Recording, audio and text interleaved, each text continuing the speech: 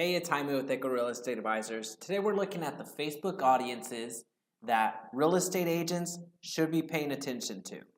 Now, it's been several weeks now, / months, since Facebook did a big overhaul for us real estate agents that were heavily using Facebook ads to get leads, to generate leads. So you had the likely to move button. How valuable was that? A lot of people found out how valuable it was when overnight their ads just stopped working. Well, stopped working when that feature went away.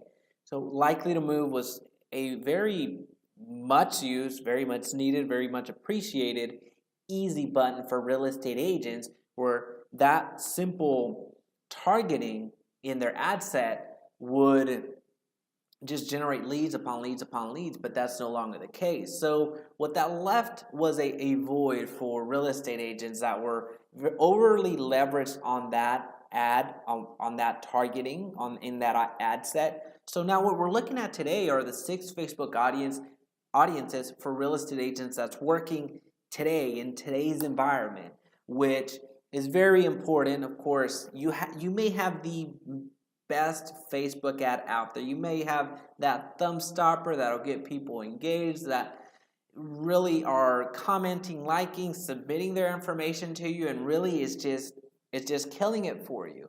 But if you don't put that ad in front of the people that are actively or would be highly likely to engage with that ad, or your target audience, then that's to a zero value to you, because you may have that perfect ad, yet you're targeting the wrong people, and the people that are highly likely to engage never see it. So, i.e., that means you have 0 leads. So let's just look at some audiences that are working in real estate today.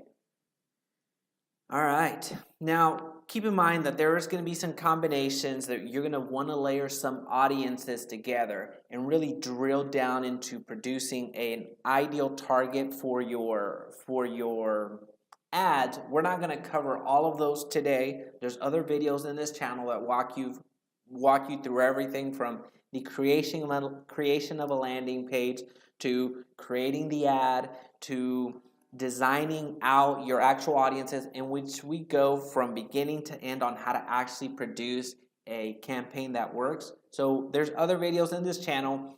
Like, comment, share, and most importantly, subscribe this video to this channel to really, well, more than anything, to share with your peers, and help me out tremendously by subscribing and hitting that notification button, because you're going to be getting valuable information like this on a periodic basis. So now that self-promo is out of the way, let's go into it. All right, so audiences that like the Zillows of the world, the Trulias of the world, the Redfins of the world, the Homes.com, and in that genre, these are interests. These are audience interests. If you've created an ad before, this is going to make a lot more sense than those people that have not. So if you have not, I highly encourage you to log into Facebook and get to your ads manager as quickly as possible. There's other videos in this channel that teach you how to get there. But if you have already created an ad, this makes a lot more sense to you. And this is in that ad set. You have selecting your campaign, whatever type of campaign you want to run: traffic, messenger, leads, brand, conversions. There's several others. You have to select your campaign, and then you have to select who you want that audience to be. Who do you want to see your ad? And then lastly, you have the actual ad, the ad copy, the images, and what you want that message to look like. So right now, what we're crafting is, who do we want to see that ad? What audience are we calling out to see the ad that we're going to produce on that third stage? And once you select your area in that farm that you're in, you get to select who has interest in this type of company. So Zillow, Trulia, Redfin, these are interests. These aren't demographics. You're not looking for people that work at Zillow. You're looking for people that like the Zillow and have engaged with Zillow or Trulia in some Facebook ecosystem. So targeting those audiences is great. Targeting those interests is great. You have people that are likely to act. They have engaged with that brand and that audience in the past and are currently engaged in that audience. So they are looking for some real estate move. There is another target where you have a first-time buyer. Again, this is another interest. This isn't a demographic style. So it's not a, unfortunately, if this was like a first-time buyer, then that means that they would have already purchased. That's a demographic. We're talking about interest. They have shown interest in first-time buyer pages. So that I should pause and differentiate the difference between interest and demographics. Demographics is more of your profession. Life events, things that you are a demographic. This is not necessarily who you are, but kind of who you are or what you do. Interest is something that you have shown interest in. So if you had a demographic, as an example, likely to move, that would be more a demographic style. That's how it was presented by Facebook. So that's why it was so successful. But when you're looking at first-time buyer, that's more of an interest. So the audience has shown more likelihood to be a first-time buyer. So that's an interest. It's not necessarily a demographic. Real estate investing, that is another interest that's available in Facebook. So if you are after those people that are investors, and even people that have never invested in their lives, there's a lot of people that look for real estate investing or have that idea of wanting to be an investor, that you can target those people even if they've never even purchased their second or their first property. The first rental property. There are a lot of people that are wanting to get into the investing world but haven't been exposed to the right agent, where that right agent could share with them investing opportunities in homes that are undervalued or things of the like.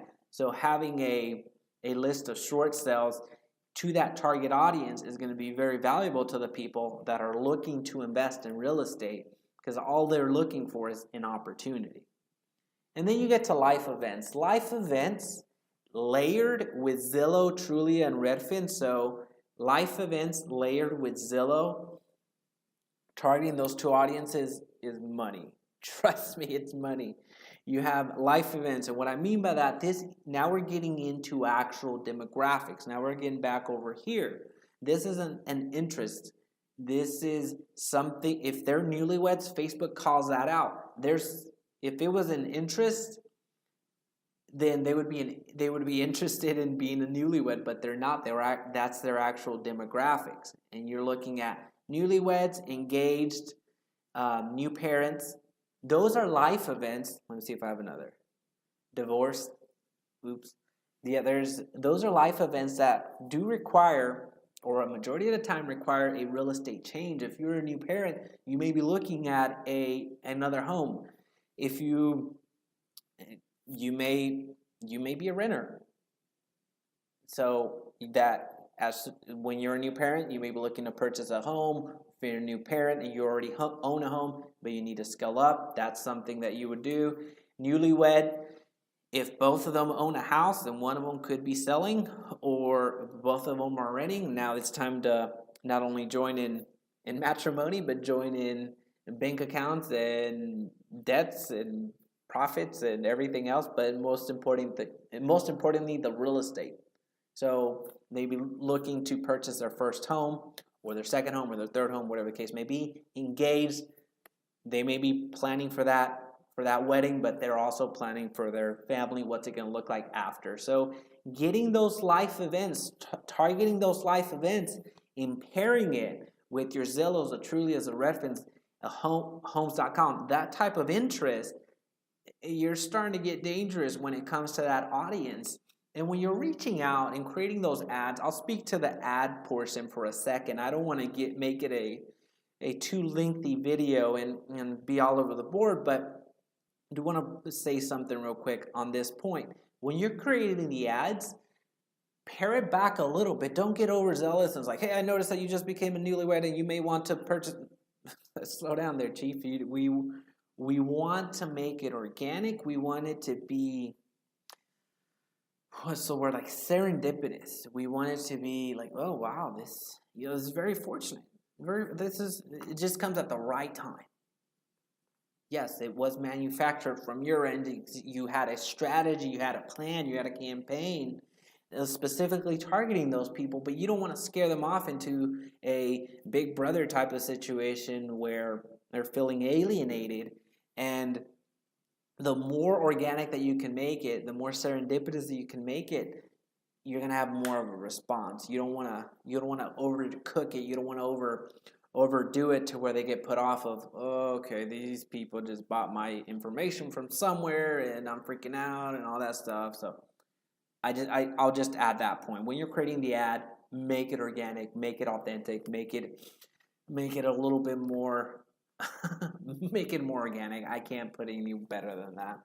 And when you're talking about the divorce, I don't want to harp on it too much, but there are opportunities there if you're looking for those type of leads. There is a real estate need there as well. And whenever those happen, then you of course can be targeting those. Now these are demographics. Again, going back to demographics versus interest. These are life events. These are demographics. You pair that with an interest of Zillow, Trulia, Redfin, Homes.com, or any other real estate type of company, you're in the money. Literally, you're in the money. Household income. This one is helpful. It's not as helpful as the typical, not the typical, what you used to have access to. You used to have access to household income by demographics. You could target people that made over $100,000. You could target people that were within a certain type of income bracket themselves. So Facebook has gone away from that. Now, how they've I wouldn't say they've done a roundabout way of doing it. Household income is targeted by zip codes.